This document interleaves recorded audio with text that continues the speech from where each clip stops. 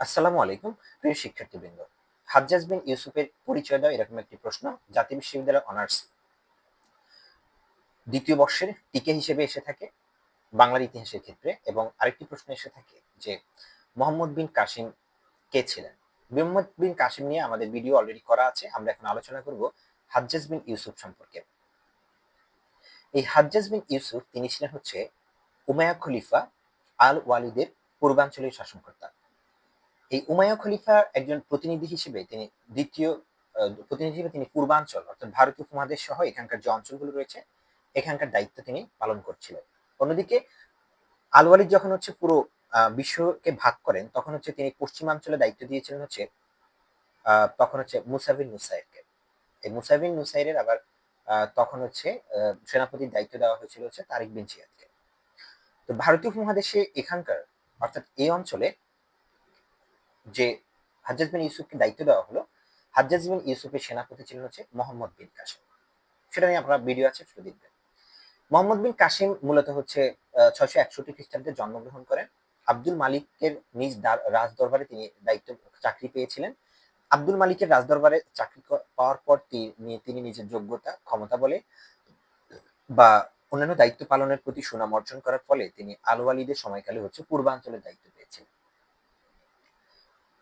পূর্বাঞ্চলের দায়িত্ব পাওয়ার পর খলিফা আব্দুল মালিক আব্দুল্লাহ বিন জোবাইরকে দমন করার মধ্য দিয়ে আহ, তিনি তার হচ্ছে আত্মপ্রকাশ করেন এবং তিনি 692 খ্রিস্টাব্দে আব্দুল্লাহ বিন জোবাইরের আরাফাতের যুদ্ধে হাজ্জাজের হাতে হচ্ছে তিনি আহ, হাজ্জাজ তিনি হচ্ছে ক্ষমতা দখল করেছিলেন জোবাইরকে হত্যা করে।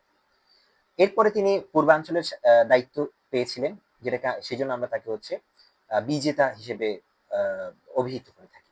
মূলত তিনি তার মেয়ের জামাই মোহাম্মদ বিন কাসিমের মাধ্যমে ভারতে সিন্ধু মুলতান অভিযান করে তিনি এখানকার বিজয় করতে সক্ষম হয়েছিলেন।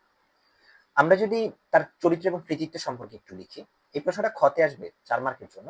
যেমন তিনি অত্যন্ত নিষ্ঠুর শাসক ছিলেন এই হাজ্জাজ বিন ইউসুফ, কারণ তিনি তার মেয়ের জামাইকে হত্যা করেছেন, রাজা দাহিরকে হত্যা করার নির্দেশ দিয়েছিলেন, আবার রাজা দাহিরের 2 মেয়েকে হত্যার নির্দেশ দিয়েছিলেন।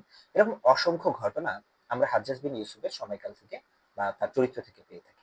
সেজন্য ঐতিহাসিকরা এই হাজ্জাজ বিন ইউসুফকে হচ্ছে বলে থাকে যে তিনি অত্যন্ত নিষ্ঠুর একজন শাসক ছিলেন। এবং তাকে এই জন্য বলা হয় যে তিনি নিষ্ঠুর শাসক।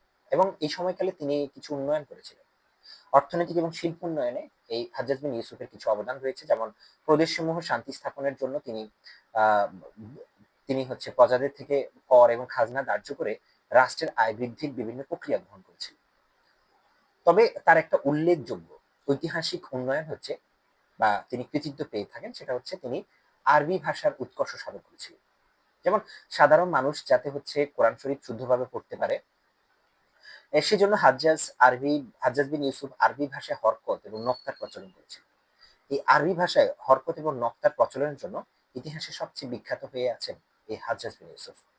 তা আমরা পরিশেষে যদি সহজে বলি যে উমাইয়া খেলাফতে মালিক ওয়ালিদের আমলে যেসব শাসনতান্ত্রিক এবং প্রশাসনিক স্থিতিশীলতা এবং যা কিছু গৌরবের এবং উল্লেখযোগ্য তার অধিকাংশ হচ্ছে হাজ্জাজ বিন ইউসুফের অবদান।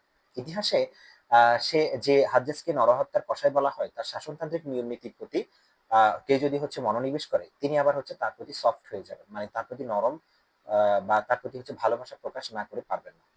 তো প্রিয় শিক্ষার্থীবৃন্দ, এই হচ্ছে আমাদের হাজ্জাজ বিন ইউসুফ সম্পর্কে আলোচনা। মাত্র 4 মার্কে, আপনারা যতটুকু পারেন লিখবেন এবং আপনাদের আর কোনো প্রশ্ন জিজ্ঞাসা থাকলে আপনারা কমেন্ট বক্সে জানাবেন। পাশাপাশি আপনারা হচ্ছে কমেন্ট করবেন এবং লাইক দিবেন ভিডিওতে লাইক দিবেন এবং হচ্ছে চ্যানেলটি সাবস্ক্রাইব করা না থাকলে সাবস্ক্রাইব করবেন। ধন্যবাদ সবাইকে। আসসালামু আলাইকুম।